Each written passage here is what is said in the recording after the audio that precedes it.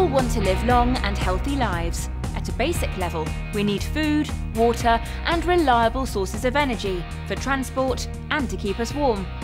In a modern, dynamic society, people also expect to have a job, a healthy and clean environment to live in, and access to healthcare. Most of us would also like a comfortable home, as well as access to goods, services and technology. With the explosive growth in the world population, more and more people are demanding the lifestyle enjoyed by the developed world, and so the planet's finite supply of natural resources is under strain. Catalysts can provide solutions to many of the problems mankind faces in achieving these goals, and can help to make every precious atom count. Catalysis is a key technology in the chemical industry, which can significantly reduce the environmental impact of chemical processes and the energy required to carry them out. If catalysis is so important, then what is it and how does it work? A catalyst is a substance which is added to a chemical reaction, changing its course and affecting its outcome. What is really important about a catalyst is that it is unchanged at the end of the chemical reaction and can be reused millions and millions of times. It can increase the reaction rate, reduce the energy required for the reaction, and even determine what product is formed. Nature also uses catalysts to perform many processes that are essential for life, like breaking down food in your digestive system. Clearly, catalysis can play a crucial role in an era when it is important to conserve energy and reduce greenhouse gas emissions. It also plays a major part in improving the chemical industry, making it cleaner and greener, helping, for example, to eliminate toxic byproducts and reducing waste. Let's now look at a real catalyst in action. First, we're going to see how a catalyst can increase the rate of a reaction. The colourless liquid in this beaker is hydrogen peroxide and is actually reacting right now to form oxygen gas and water, but the reaction is too slow for us to see. Adding a small amount of catalyst can significantly speed up the reaction. In this case, our catalyst is an orange solution of iron nitrate, which we add to the hydrogen peroxide. After a short induction period, oxygen is generated much faster and energy is produced, which is indicated by the rapid fizzing and the quick rise in temperature.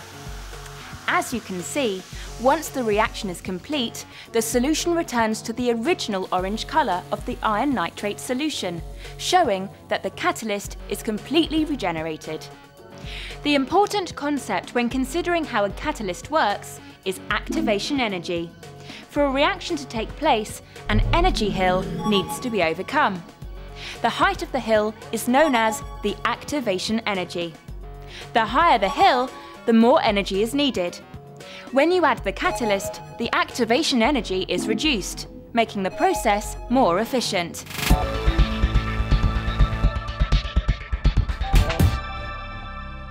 Scientists have developed very different ways to tackle the problem of how best to catalyse a reaction.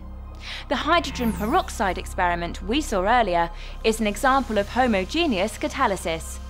This means that both the reactant and catalyst are in the same state, a gas, liquid or solid. In this case, the hydrogen peroxide and iron nitrate solution are both liquids. However, it is also possible to use a solid catalyst with a liquid or gas reactant. We call this heterogeneous catalysis. We're now going to repeat our experiment, but this time we're using a solid catalyst, in this case copper. When you add the copper catalyst to the hydrogen peroxide solution, you can see the formation of bubbles of oxygen gas on the surface of the copper. This is where the reaction occurs. Another good example of heterogeneous catalysis is in the catalytic converter found in motor car exhaust systems. The catalytic converter itself is about 0.5 meter long, and its function is to reduce harmful emissions from entering the atmosphere. The catalyst is formed of nano-sized metal particles, coated onto the inside walls of a honeycomb-like ceramic structure. The channels inside the ceramic material are where the catalysis takes place. Molecules of for example carbon monoxide, are able to enter the channels, where they are converted to the less harmful carbon dioxide, with the assistance of the catalyst. Most catalytic converters are also designed to convert nitrogen oxides to harmless nitrogen gas. Finally, these three-way catalytic converters convert unburnt hydrocarbons to water and carbon dioxide.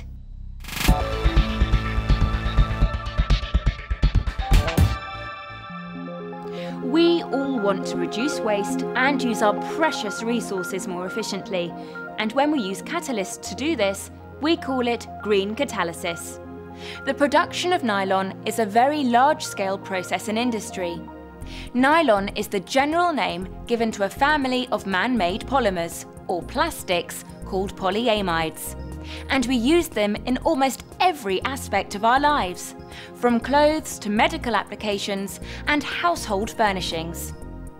One of the most commonly used polymers is nylon 6. The building block of nylon 6 is called caprolactam. The conventional uncatalyzed method to make these caprolactam building blocks produces a large amount of waste. 4 million tonnes of caprolactam are used each year just for nylon 6 production. But in the uncatalyzed process, for every 1 kilogram of the caprolactam produced, 4 kilograms of ammonium sulfate waste is also generated. This is not a sustainable process. Using a carefully designed heterogeneous catalyst, it is possible to produce the building block caprolactam from cyclohexanone using air and ammonia without producing any waste. The solid catalyst used here is a regular porous framework with catalytically active sites inside the channels through which the reactants pass. The channels have a diameter of about 0.7 nanometers. That is approximately 10,000 times narrower than a human hair.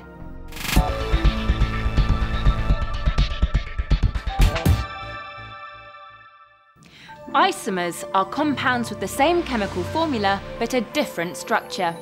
These are extremely important, especially in the pharmaceutical industry, where the biological activity of drug molecules is often very dependent upon the particular isomer. One well-known example is the drug thalidomide, which can exist in 2 isomeric forms that are mirror images or stereoisomers. Stereoisomers contain at least 1 carbon atom, having 4 different groups bonded to it, a chiral center. Each chiral center can exist in 2 possible arrangements that are mirror images. Following its discovery in the late 1950s, thalidomide was frequently prescribed to pregnant women to combat morning sickness.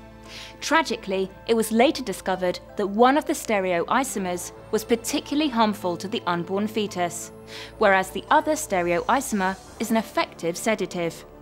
So this raises the very important question: can we use catalysis to control the cause of a reaction such that only one of the possible stereoisomers is produced selectively? Well, this is a very tricky problem, but the answer is yes. Such a process is called enantioselective catalysis, or asymmetric catalysis. In the last example, we will look at the production of the compound menthol.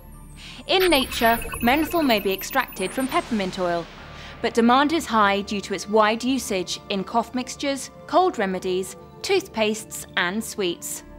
With an estimated worldwide consumption of 6,000 tonnes per year, it is also produced in the laboratory on an industrial scale.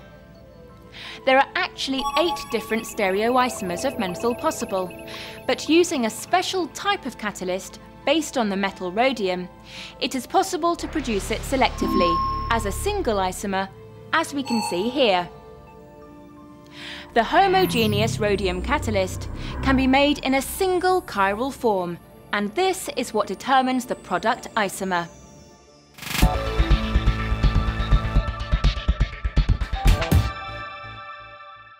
We have shown that catalysis continues to be a key technology that is widely used across the chemical industry and plays a vital role in all of our everyday lives. In the examples we've looked at, we have seen how catalysts can speed up reactions, use less energy, produce less waste, and determine product selectivity.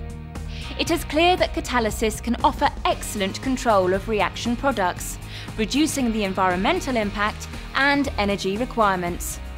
If science is to solve some of the challenges facing mankind in the years to come, it is clear that catalysis will have a big role to play.